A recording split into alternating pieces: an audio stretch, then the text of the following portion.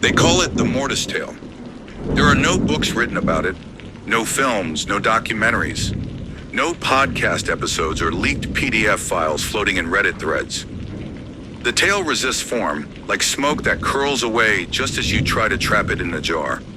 It's only ever told aloud, only whispered, never read, never recorded. And that's how it survives as a rumor that moves like a virus from one person's breath to another's ear. You only die if you hear it, they say. That was the warning I dismissed. The caution I laughed off in a pub in Vienna when an old professor, halfway through a bottle of Stroh rum, leaned in across the table and whispered it to me. "You're the one who studies dying languages, right?" he asked. "Then don't chase this one. Some stories kill you when you understand them." "Oh," I chuckled. He didn't. "You think this is romantic?" he said. "Think it's Lovecraft or some viral Slender Man myth? It's not. It's older, hungrier." And then he got up and left without finishing his drink. I never saw him again. A week later, I read in the local papers that a linguistics professor had died in his home, no forced entry, no signs of struggle, just found face down on the floor. Tongue black, ears bleeding, mouth wide open like he had been trying to scream out the last word. His name was Dr. Emmerich Klein. That was the first sign I ignored. My name is James Rathmore. I document oral myths, dying languages, obscure rituals passed down in hushed tones in forgotten villages. I've spent the last 12 years traveling to parts of the world untouched by digital convenience, drawn by tales that exist only in memory and superstition. When I first heard about the Mortis Tale, it was whispered by a Roma elder in Serbia who refused to utter it aloud. She made a sign over her chest and spat over her shoulder when I mentioned it. Her granddaughter said the old woman had once watched 3 men drop dead in a tavern after a traveler recited a cursed parable with no ending. She wouldn't say more. Not for money, not even for protection. "Some things are not forgotten," she said. "They are remembering you." It wasn't until I reached a village called Eidengrau, in a forgotten Austrian hollow surrounded by moss-drenched forest, that I found someone willing to speak about the story, though even she wouldn't tell it. Her name was Magda Reinhold. She lived alone in a decaying cottage at the edge of the woods, with paper crosses taped to the windows and salt scattered along every threshold. Her cottage smelled of wax, dry herbs, and old paper. Magda was 94, blind in both eyes but eerily aware of everything around her. I asked her about a lullaby. I'd heard rumors about one that put children to sleep for days at a time. She waved her hand dismissively and smiled without warmth. "The lullaby is harmless, child. It's the story you should fear, the one that comes wrapped in riddles and leaves only silence behind." I asked her what she meant. She stood slowly, bones creaking, and reached under her bed. What she pulled out was a rosary, but unlike any I'd seen. Each bead was made of something organic. Tiny bones, yellowed teeth. One bead appeared to be an eye, possibly that of a bird perfectly preserved in yellowing resin. She held the rosary like it was her only shield. "If I tell you the story," she said, "I will not see the dawn, and neither will you." I pressed her for more gently, but she fell silent. Her mouth clenched, and she wouldn't speak another word. I stayed the night at a local inn. The next morning, I returned to her cottage. The door was ajar. There were no signs of struggle, no broken furniture, no spilled tea, no scuffed floors. Just her body, sitting upright in her chair, her head tilted to the side as if she had fallen asleep. Only, her mouth was wide open. Her tongue was black. Her eyes, sightless already, were wet with tears. On the floor beside her was the rosary. Its cord had snapped, scattering its grotesque beads across the wooden floor. I left Eidengrau in a hurry, but the memory stayed. It followed me home like the scent of burning hair. Over the next year, I began to seek out others who had heard of the Mortis Tale. I wasn't trying to find the story itself, not yet, just its footprints. I found notes from a French theologian who had spent 40 years studying demonic syntax. He died in 1974 in a monastery in the Pyrenees. According to monks who found him, he had carved something into the stone floor with his fingernails. The words, "bite back." I uncovered a cassette tape from 1983, labeled "Do Not Play Serbia." It had no return label, only a Vatican archive code. When I tried to play it, nothing came through but static and then softly, something like breathing. After 23 seconds, the tape melted inside the player. Coincidence? I began seeing the number 23 everywhere. It was the number of recorded deaths I could link directly or indirectly to this tale. Some died of strokes, others of heart attacks. Some vanished completely. But the signs were always the same. Tongue darkened, bleeding from the ears, mouth wide open. A final expression of shock, as though they'd heard something they couldn't unhear. And always on the fourth night after hearing the tale. Eventually, I found a man named Jonas Ritter, a former monk who lived in total isolation beneath the ruins of an abandoned monastery in northern Italy. He had allegedly survived hearing the full story, the only one known to do so. He only agreed to see me on one condition. "If I start to tell it," he warned, "you must plug your ears. You can watch my lips move. You can even write down what you see, but never hear it. Never hear it." When I met him, I understood his fear. Jonas was skeletal. His eyes were sunken, his skin papery. He walked like a man carrying 1,000 invisible weights. He spoke slowly and with great pain. He showed me a crucifix he carved entirely from salt. He had scars, rows of cuts on his chest and back in shapes I couldn't recognize. Symbols. "I heard the whole story," he whispered, "and now it lives in me. Every time I speak, it listens. Every time I sleep, it finishes itself in my dreams, but I never spoke it aloud. That's why I'm still breathing." Jonas handed me a journal, his last record filled with transcriptions, coded phrases, and a diagram of a mouth without a throat. He died 4 days later. His ears were bleeding. Now I find myself with more pieces than answers. I have pages, notes, whispers, warnings, and a sense that something is growing behind the words.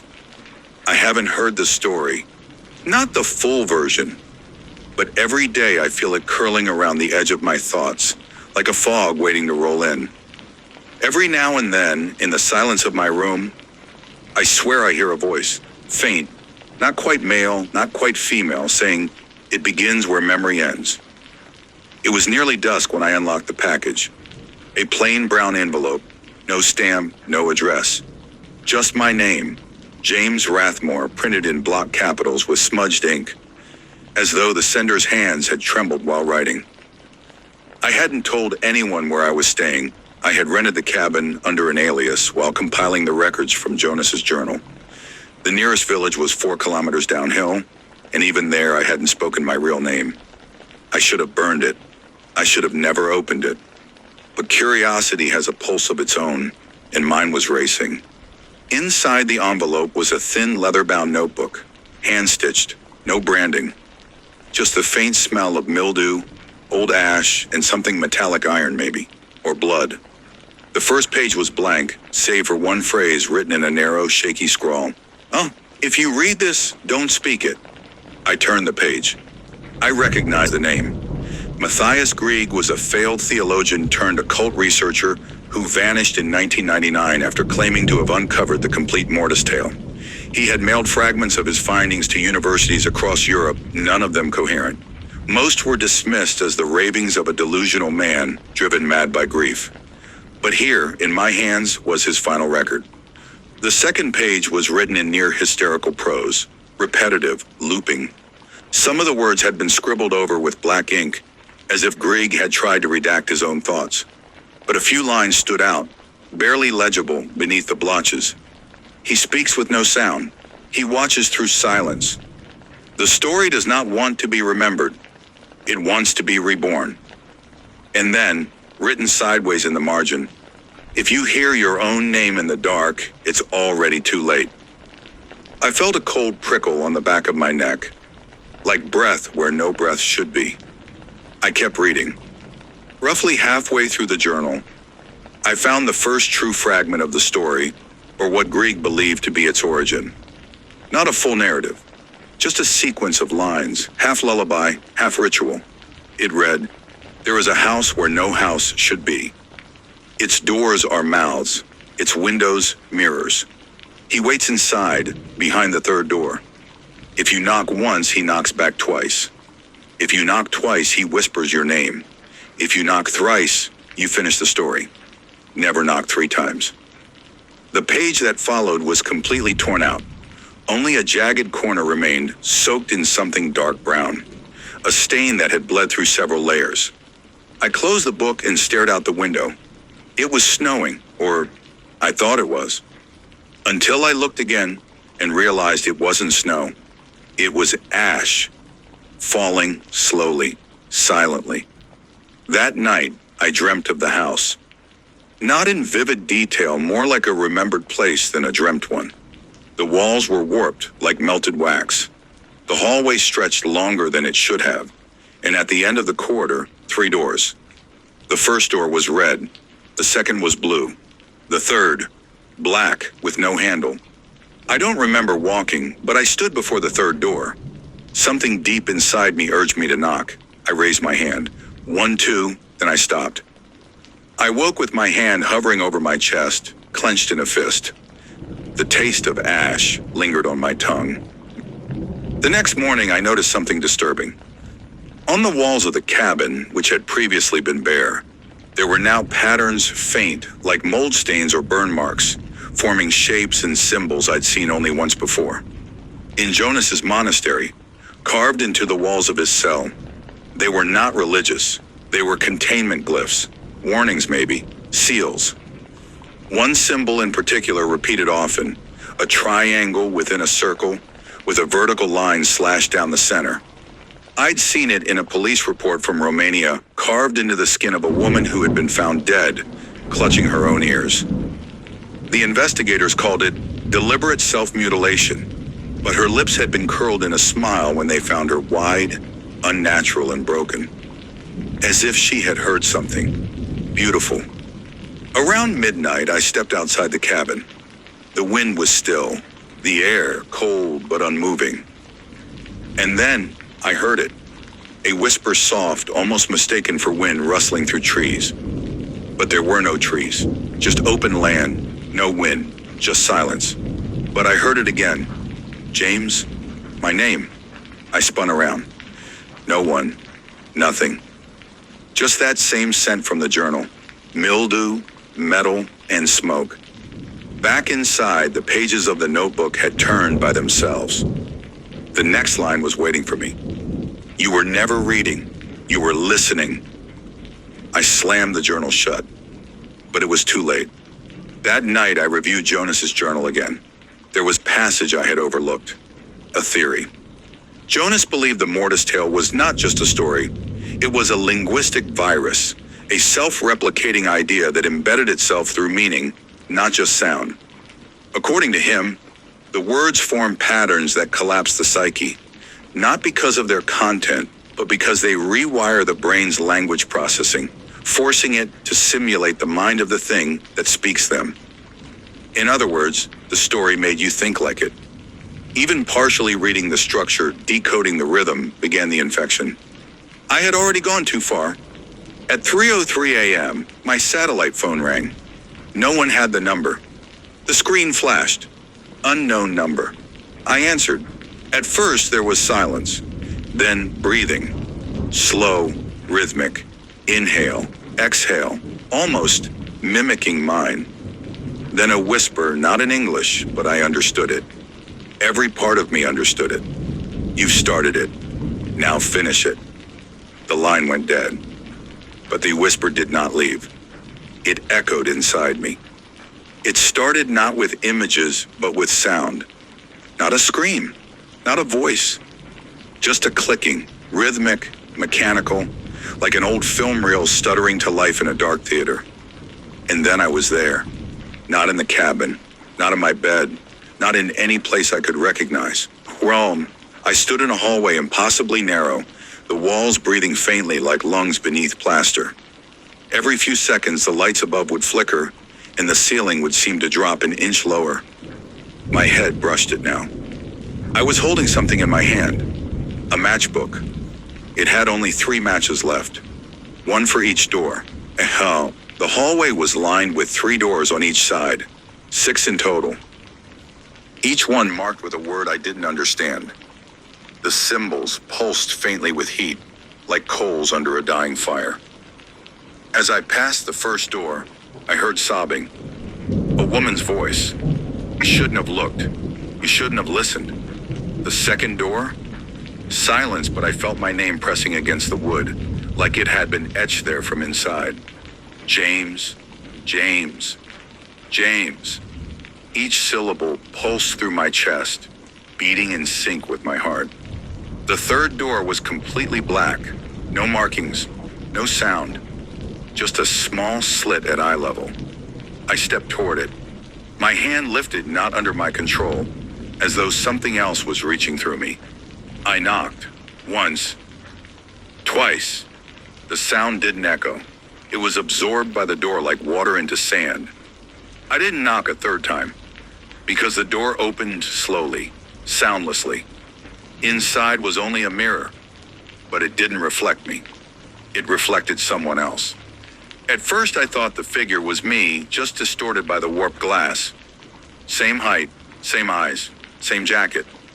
But then it smiled. I didn't. Its smile was too wide, its teeth too many, and in its left eye a mouth.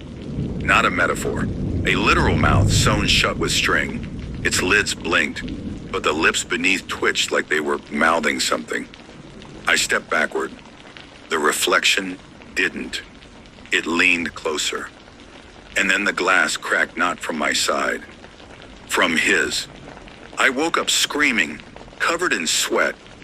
The journal was open beside me, and written in the margins in a hand not mine. He has seen you now. The dream lingered all day, not like memory, like residue. I felt it clinging to my skin. My left ear rang constantly. I bled when I coughed. On the mirror in the cabin's washroom, condensation spelled one word, speak. But I hadn't used the shower, hadn't boiled water.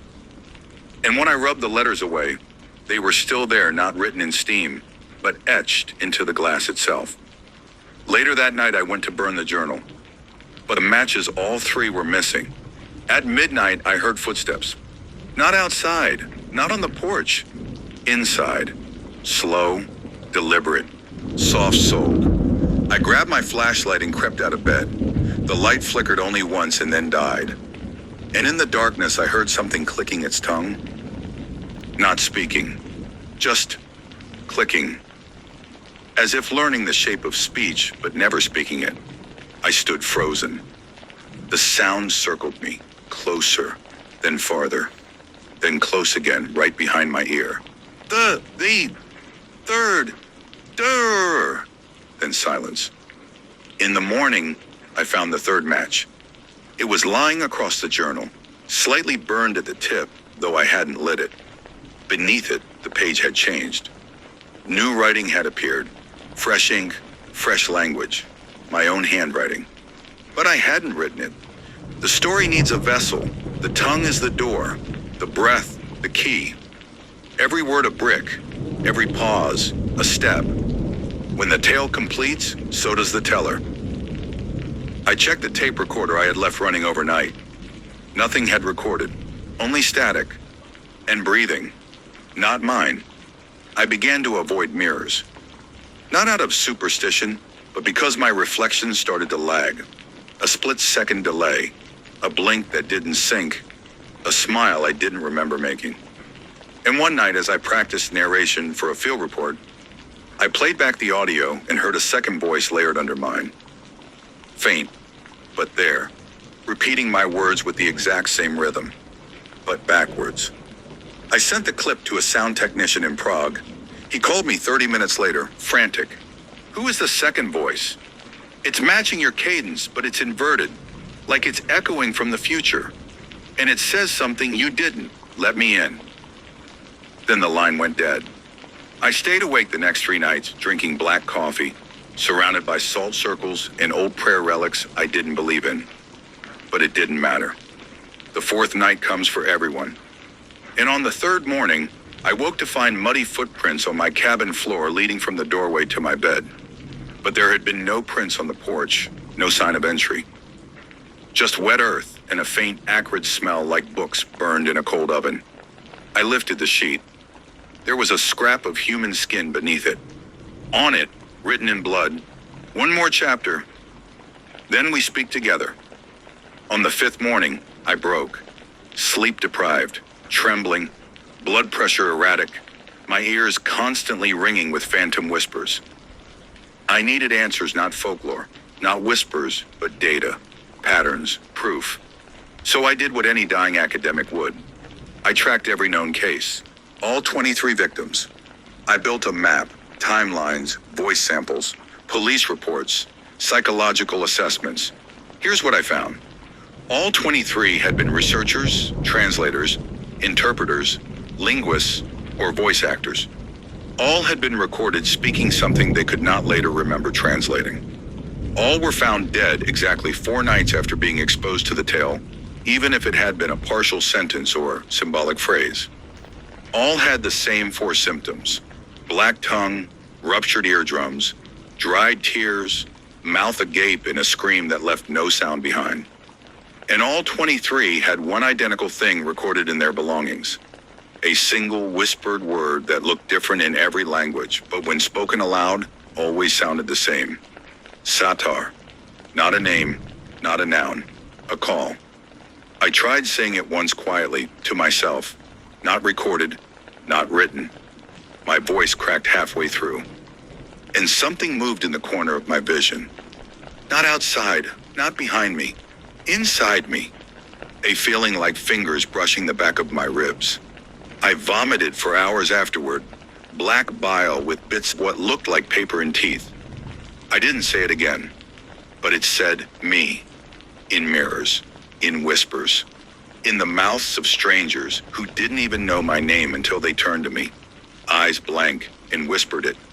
Sathar watches. Sathar waits. I began to obsess over victim 12, a young woman named Rhea McAllister, a voiceover artist from Ireland. She had been recording an audiobook adaptation of obscure Irish folktales when her microphone captured a strange phrase not found in any version of the script. She paused, commented, "That wasn't me," and laughed. 4 nights later, she died live during a Twitch stream, her camera showing her eyes widening, her mouth opening, her body freezing. The screen turned black. The stream didn't end but continued showing static and faint mouthing beneath it, lip movements with no voice. Until it cut out. Viewers who were watching reported migraines, blackouts, nosebleeds. 3 of them died later that month. The clip has been scrubbed off the internet, but fragments remain silent gifs, faint screenshots. And in one frame, when inverted and sharpened, a face can be seen in the reflection behind her. Mouth sewn shut, third eye open. A smile too wide for bone. Back in my cabin, I began to hear things through others. My neighbor's dog barked in perfect intervals the exact syllables of my name, over and over. A man at a rest stop stared at me for 5 full minutes. When I approached, he only said, "You've been chosen as the 24th, and walked away. When I checked again, he had left his coat behind. Inside, it was a page torn from my notebook. I hadn't lost any pages. Yet. At 3 a.m., the hour the voice speaks most, I unplugged my radio, but it turned on anyway. Through static, a broadcast cut in. "Welcome back to 666 FM. You're listening to the tale that tells you back." Then my voice recorded without my knowledge played on repeat. "He waits behind the 3rd door. He waits behind the 3rd door. He waits." I smashed the radio. The static continued. From inside my walls. That night I received an email. Subject, final warning. No sender, no metadata. Just text and a PDF attached titled Sathar _tongue _ the _end.pdf. I didn't open it, but the message read, "You're not the narrator anymore. You're the script. Every time you remember a line, he eats a piece of you. You'll die not with your mouth open, but from it. Tell no one. Write nothing more. Or he won't wait for the 4th night." Then a follow-up message appeared instantly. Only one word. Too late. I stopped speaking altogether. But my phone still picked up dictation while I slept. Texts sent at night to no one, all containing only 3 words. I hear you. We speak soon. Knock 3 times. And worst of all, you are the 24th. But you are not the last. I couldn't stop shaking. My heart felt like it was beating to someone else's rhythm. Even though I hadn't read the final passage, I knew it was coming. It wasn't just a story anymore. It was something alive. It moved through breath, traveled through sound, waited in silence. It knew me. And worse, it wanted me to finish it. Because only then could it fully exist. Only then could it enter this world with a voice. That night, as I sat in the center of the cabin, surrounded by ash and salt and candles that no longer stayed lit, I heard it. 3 knocks. Not mine. Theirs. At first, they came from the cabin door, then the window, then from inside the wall. I didn't answer, but they didn't need me to. The journal flipped open. My mouth began to move without breath, without sound. And in my own voice, not my own mind, I whispered, "There is a house where no house should be. Its doors are mouths, its windows, mirrors. He waits behind the 3rd door. If you knock once, he knocks twice. If you knock twice, he speaks your name. If you knock thrice, you become the story." And then I blacked out.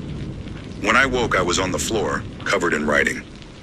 My own skin had become the parchment. The full tale in a language I had never seen before, but somehow understood, was etched into my body. Bleeding slightly, still fresh. I stood up, turned to the mirror, and saw his smile in my face. Not mine. Not anymore. And then, the story spoke itself aloud. Once there was a man who wished to know all things. So he cut out his tongue and listened. He tore out his eyes and watched. He broke his ears and waited. Until all the stories came to him. He learned the tale of the boy who walked backward into his own grave. The girl who fed her screams to the wind. The mother whose womb birthed silence. And he wrote them down. But there was one story even the dark would not hold. One tale that remembered you back. That story waits behind the 3rd door. Once you hear it, you are it. You speak it. You become the mouth.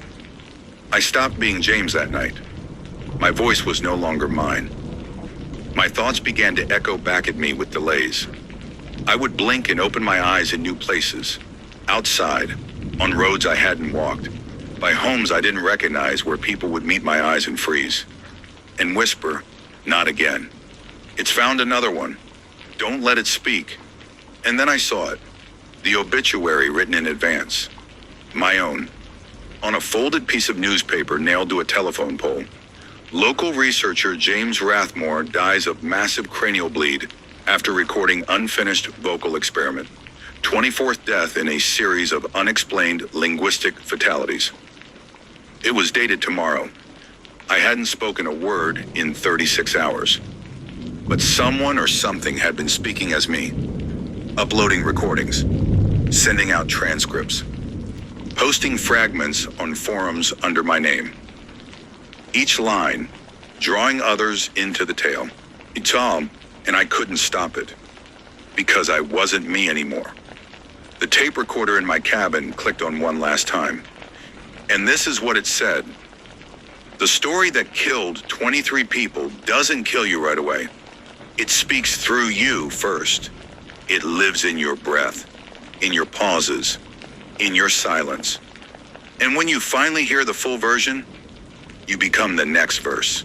Somewhere between midnight and dawn, while I slept or convulsed or was simply absent, the final file was uploaded to my YouTube channel, titled, "Do Not Listen to This. Seriously." The thumbnail? A blurred face, no features, just teeth. The runtime? Exactly 9 minutes and 47 seconds. The audio? Uncaptioned. A static hiss, followed by a voice. My voice, but deeper, hungrier. By 6 a.m., the video had 10 views. By 6:02 a.m., it had 6 comments. I felt something breathing through my speakers. Did anyone else hear their name whispered right before the static cut? My nose started bleeding. Is this a prank? That word Sathar. It was into my dreams last week. I hadn't even watched this yet. I blacked out, woke up with a bite mark on my wrist. Where's James? At 6:07 a.m., it was pulled by the platform's content detection system. Too late. It had already been downloaded, re-uploaded, and passed around in forums, Discord servers, Reddit threads with titles like, "This story is cursed. You won't survive all 10 minutes. I heard my own voice say something I never said." By noon, I was on the news, but not me this story. They called it a viral psychological phenomenon, but anyone who had watched the clip fully didn't call it anything. They didn't speak at all anymore. The survivors reported hearing their name repeated for hours in silence, seeing faces reflected in water that weren't theirs, smiling in mirrors when they weren't feeling anything, dreaming of a house with 3 doors. Then the death started again. Victim 25. Twitch streamer bled from ears live on air. Victim 26. Middle school teacher found writing, "Let me speak" on the blackboard in her own blood. Hundreds victim 27. An 8-year-old who never watched the video but heard it echoed from her brother's headphones. The story was spreading, not through screens, through memory. I saw them, the other tellers, the ones before me, the ones after me, in every mirror, at the edge of every live stream, reflected in screens off camera. They looked like me, but they weren't. They smiled too wide.